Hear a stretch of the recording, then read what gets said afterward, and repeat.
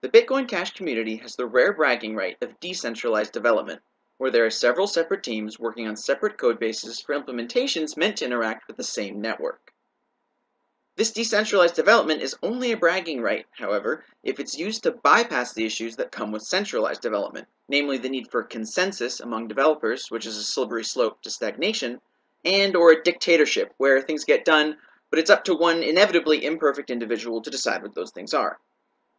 How exactly does decentralized development bypass those issues? Well, while the teams may and should coordinate on their projects,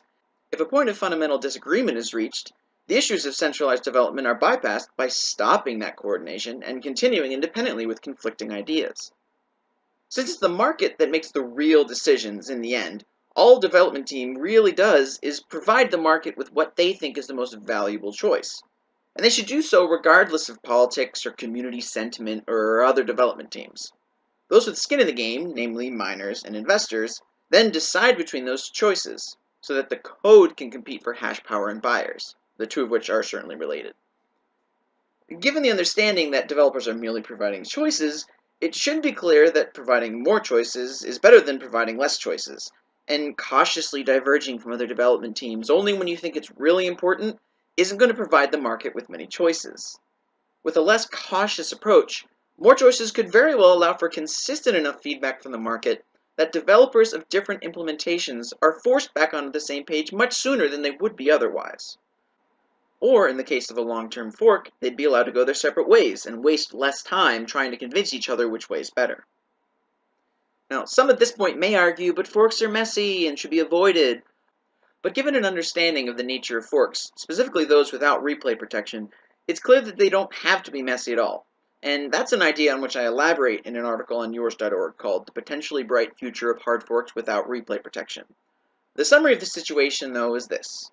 In the case of a chain split without replay protection, there's actually very little an average user needs to do or should be expected to do. Yes, the coin in their wallet now exists on two chains, and when they move it, it will move on both chains, but with the lines between the two sides of the fork so blurry, it will actually be much easier for the majority of the ecosystem to carry on as if both sides of the split were still, combined, one single currency.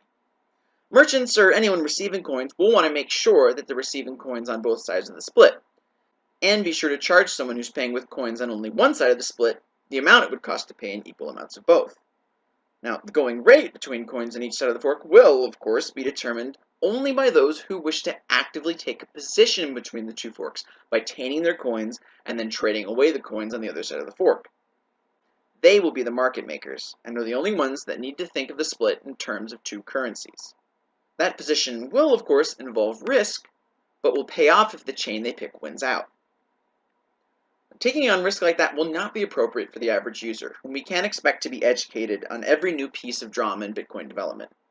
In the case of a chain split without replay protection, however, they can continue on normally until one side of the split wins out and nothing changes for that user, since everything they've done has occurred on both chains, or both forks coexist long enough that the majority of coins become tainted to the point where it becomes more difficult to transact on both sides of the split than on just one.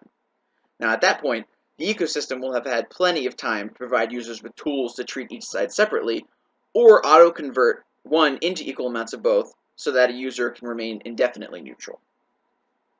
Given that it's not really the developers who make the decisions for the network, since they only provide choices for the market, and given the fact that more choices are better than less, even if those choices lead to a contentious chain split, which doesn't have to be messy at all,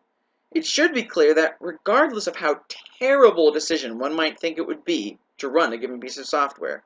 it is still not one's place to discourage its development, release, or even use.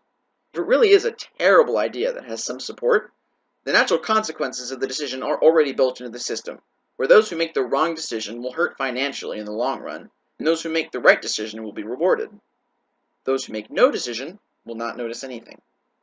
In the case of group, there are those that argue that modifying the base layer is too risky, and there are others that argue that it's a safe change, at least relative to the extreme benefit of permissionless tokens. Those opinions are meaningless, however, until people are given the opportunity to actually risk more than losing an argument on the internet over that opinion, and the best way to give them that opportunity is via the market. Anyone confident enough in their opinion should then not only not discourage a competing idea, would be excited for the opportunity to take a position as a market maker and make a huge profit when the other side of the fork fails. On the other hand, anyone who wouldn't be confident enough to bet on the side of the fork that they think is best should probably reconsider whether their opinion is as strong as they think it is. You want to talk about Bitcoin?